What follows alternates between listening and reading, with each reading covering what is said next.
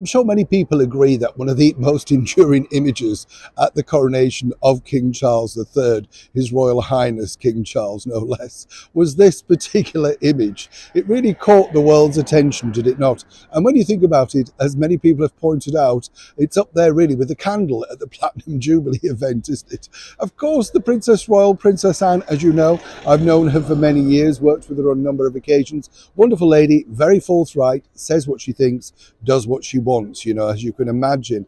But this really is proving very problematic for Meghan and Harry, particularly in their security levels of what they require. Because I don't know if you know this, Princess Anne doesn't have full-time security. She has security when she's out and about on events. Yes, there's certain parameters at the home, but the bottom line is most of the time she turns up, more or less sometimes even, driving herself there, literally going to the event, doing the job without little fuss, little marketing, little media, and really, as we've now seen every single year, pulls out the fact that she's done so many royal engagements, eclipsing virtually everybody else. And there is apparently something of a competitiveness about it, but you can understand.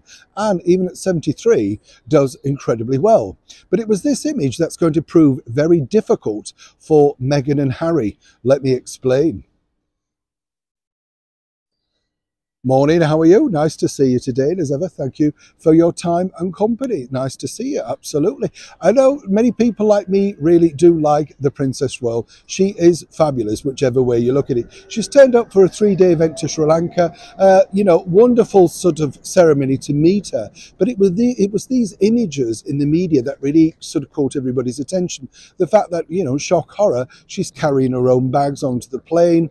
She sans makeup. She got ready on the plane, put her in her own lippy on, all that sort of stuff. I don't know if I shared this story with you before, but this did make me laugh. She was in the studio one day and she came up, she sort of came up and she was in the green room, and I didn't realise the door was shut and, there were security people in there and producers, that sort of stuff, And the bottom line was that I just barged in and she sat at the makeup table with all the lights around her.